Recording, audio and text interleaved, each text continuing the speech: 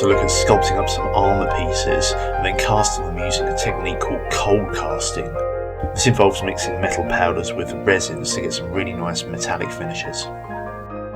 So in order to get the shape that I need for the armour, what I'm first going to do is make a basic shape out of some foam.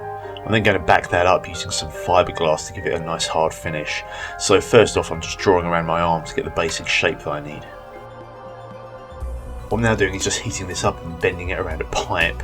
That's going to allow me to get quite a nice smooth curve to the foam. That's one of the advantages of doing this out of foam actually. It's just very easy to get some nice geometric shapes with a nice flat surface to them. This would be quite difficult to accomplish with sculpture, I think, so this is quite a nice quick way of getting some nice geometric shapes.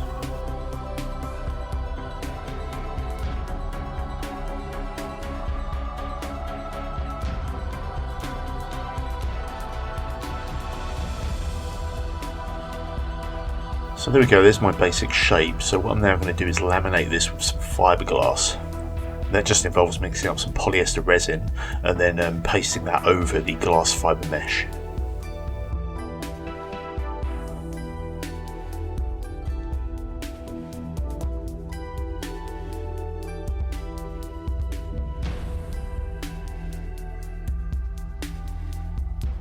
This is quite a nice cheap way of getting some very hard surfaces. So fiberglass is pretty lightweight, but it's also pretty tough.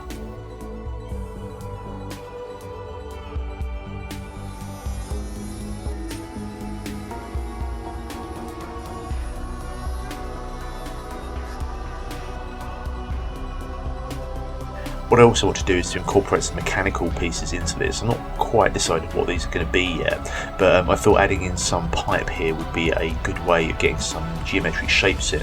I'm thinking perhaps that the smaller of these pipes might have a cable coming out of it, and the larger piece may have, I don't know, some sort of mechanical mechanism coming out the back.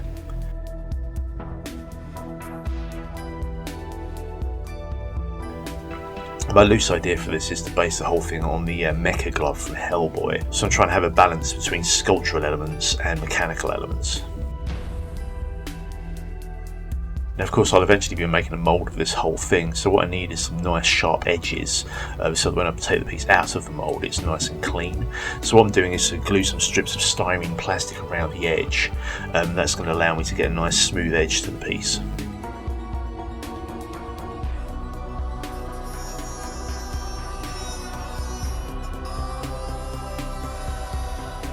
Now of course the one thing the fiberglass hasn't got is a nice smooth finish, so what I'm now doing is coming in with some car body filler, just pasting that over the fiberglass. I can then sand that down to a nice smooth finish.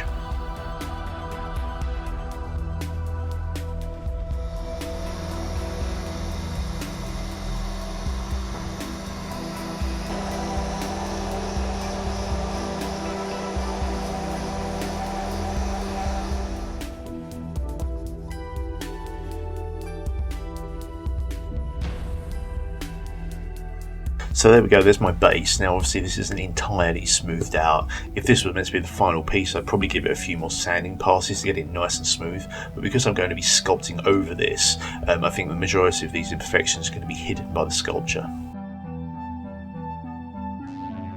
So I've melted down some monster clay in the microwave, and I'm just starting to put in the basics of a skull.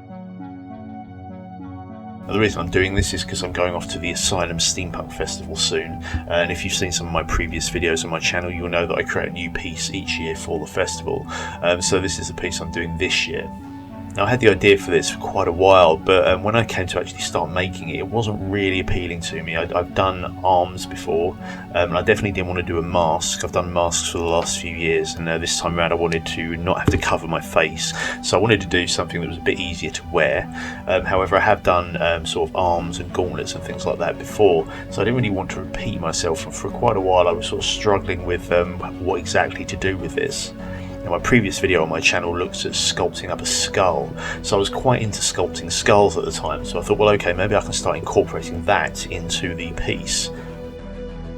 So that gave me a starting point to work from.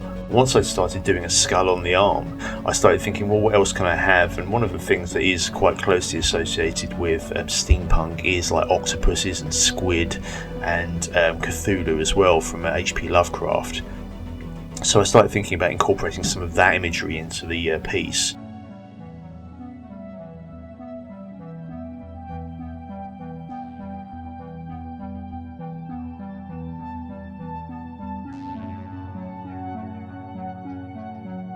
My previous pieces that I've made for the asylum, have involved sculpture to some degree, but it actually occurred to me that most of my pieces had been quite mechanical in nature, and one of the main things I do is sculpture, sort of organic sculptures rather than hard-edge modelling. And it seemed to me that I hadn't actually done a piece for the asylum in all of the 9 years I've been going, which actually was heavily sculptural. So I started thinking, well, actually, maybe that's something I can do, something that would be a little bit different to some of the previous projects that I've worked on. So that again became another driving force for this. Let's do something that's very, very sculptural, so I can actually, use something that I do quite a lot in this project.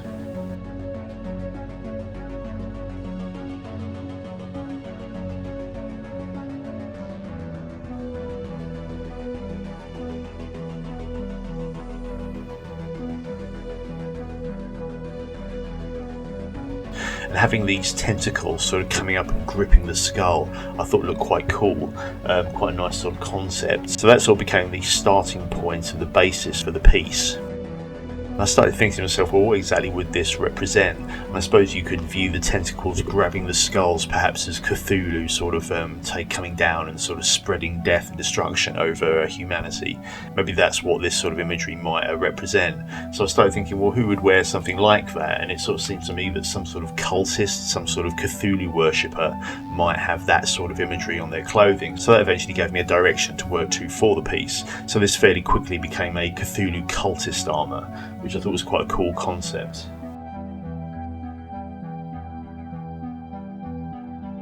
And of course, because this is steampunk, I thought it would be quite amusing if the octopus was wearing goggles, so I've just turned a few pieces on the lathe here to make some basic goggle lenses, and I'm incorporating them into the sculpture as well. I've seen various designs of sort of skulls with tentacles online, and I was sort of thinking for a while maybe this would actually be a skull which would have tentacles coming out where the mouth area is, but after a while that wasn't quite looking right, so I went for an actual sort of pure octopus, although it has sort of a little bit of the skull shape in there still.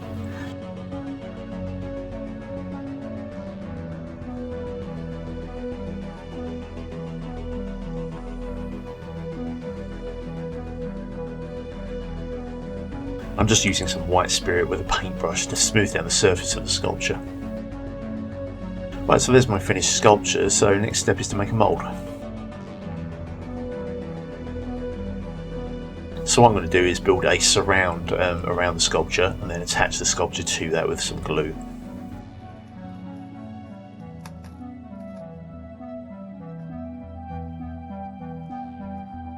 I'm also adding some plastic and some aluminium tape as well, just so I can follow the contours of the base edge of the sculpture.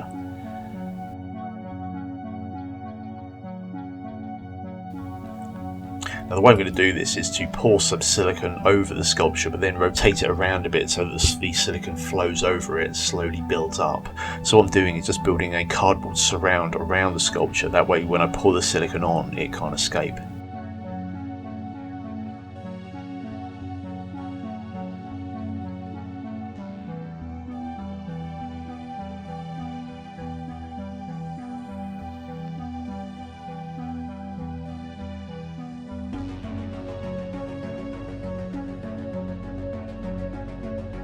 So what I generally do with this is do a first pass of rotating the sculpture so that the silicone can flow over it and gather in of the details.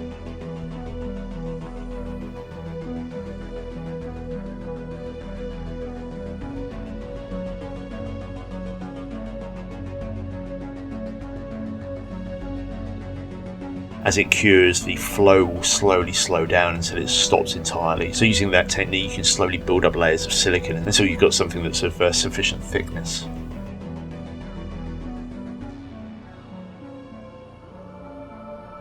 Once I've got the whole thing covered, I can then scoop up some of the silicone and start reintroducing it.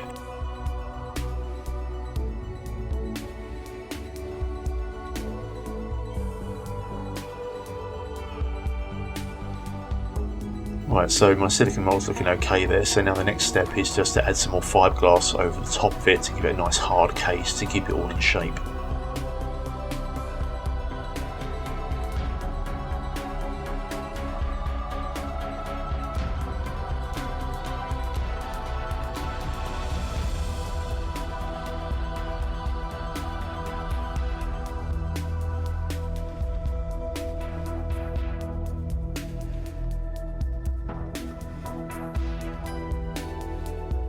Well, there we go, there's one finished mould.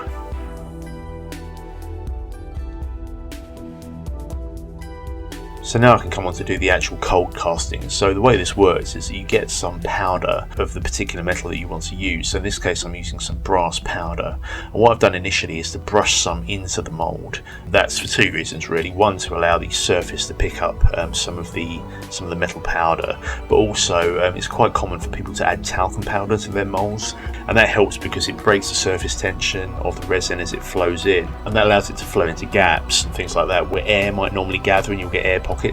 So that's quite a useful technique sometimes. So for this it sort of serves two purposes, but what you also do is mix some of the metal powder in with the resin itself. Now I have tried this a few times in the past and I have to say I didn't get particularly good results. I'm not quite sure what I did wrong. So what I'm doing now is pouring in the resin with the metal powder mixed in, and I'm just rotating that around in the mould. So I'm effectively rotocasting this so a thin layer of resin gathers over the surface of the mould.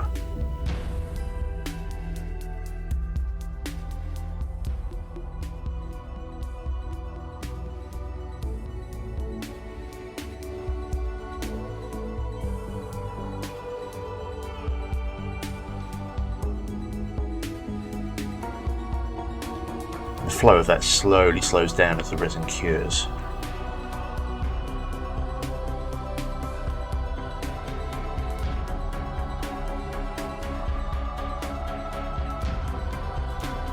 So that's more or less set now. So what I'm now doing is coming in with some tissue glass fibre. The thing with polyester resin is it can be quite brittle, so I'm a little bit worried that if I were to whack this on a door frame or something as I go through, that some of it might chip off. So I've got a very thin layer here of polyester resin which has got the metallic powder in it. So what I'm now doing is putting the tissue glass fibre over that to add some strength to it. Tissue stuff's quite useful because it's quite flexible. It can get into all of these little details that I've got in the mould. So I'm now adding another layer of polyester resin onto that just to laminate in the glass fibre.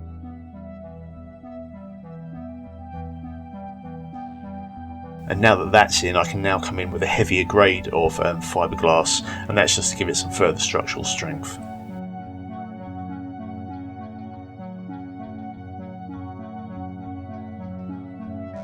Right, so now that that's set, I can now peel the mould off.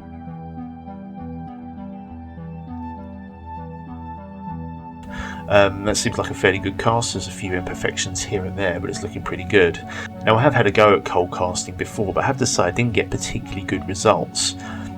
So I was a little bit nervous about doing this because the whole project sort of hinges on this looking cool, so I wasn't quite sure how this would come out. So this was a sort of bit of a crunch point for the project. If this didn't look good, then I might have to abandon the whole thing. But I have read that if you go over this with some wire wool, you can start making the metal come through and get quite a nice finish. Now, as I said, this hadn't really worked for me in the past, but just having a go here, I can actually suddenly see some really nice metallic colours coming through. So what I thought is I can actually get this onto a polishing wheel here that I've got attached to a drill and really buff it up to a nice finish.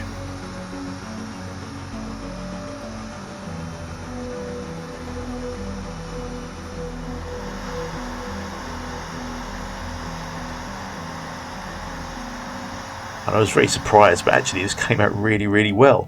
I actually think that this actually genuinely looks like real cast brass. It looks good on camera, but it also looks really, really good to the eye. So that's actually really, really cool. I'm really impressed with how this came out actually. And my mind's now whirring with various possibilities I could actually use this for. Now, if you'd watched my previous video, you'll have seen that I've been sculpting up skulls. So I'm quite keen to mould those and actually have a go at casting them up with some metal powder as well. So this is quite an impressive technique actually, so I'm looking forward to having a go with some other projects. So what I'm now doing is working on a piece for my elbow. Now again, I'm continuing with my skull design, so most of the skulls I've done so far haven't actually had a jaw, so I thought I should probably add a jaw in this time and have a bit of practice on that. And again, I've got the whole tentacle motif coming through as well. I'm actually sculpting this over one of the clear plastic globes that I bought from my mech project recently, so these things actually turned out to be really, really useful. As before, I've put the piece into a cardboard surround and I'm just pouring some silicone over it.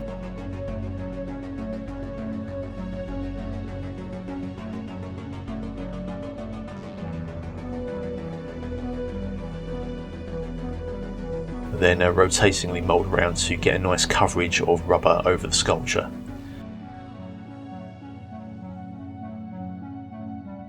And one thing I have done is given it an initial pass just to pick up all the detail in the sculpture. What I've now done is mixed up another batch of silicone, but this time with a thixotropic agent. So what that does is sort of stop silicone flowing around so much and sort of turns it into a putty almost that you can then paste on. So that's quite useful. So it means you can build up the thickness of the silicone without having to worry about the silicone flowing about all over the place. It sort of more or less stays where you put it, which is quite useful. So as before, I've given that a layer of fiberglass to hold the mould all in place, and there's my mould, so that seems to have come out quite well. So once again, same process with the metal powder and with the polyester resin. Well, there we go, once again that's come out pretty good I think, and giving it a buff with some wire wool, and then later on the polishing wheel was really brought out a nice shine to that, so I'm quite happy with that. So that's it for this part of the video. In the next part I'm going to look at sculpting up a shoulder pad, which is going to have quite a large sculpture on it. Then I also need to start putting all of these pieces together into a costume that I can actually wear. So that'll be coming soon because I'm off to the asylum in a few weeks. But for the time being, thanks very much for watching, and I'll see you next time.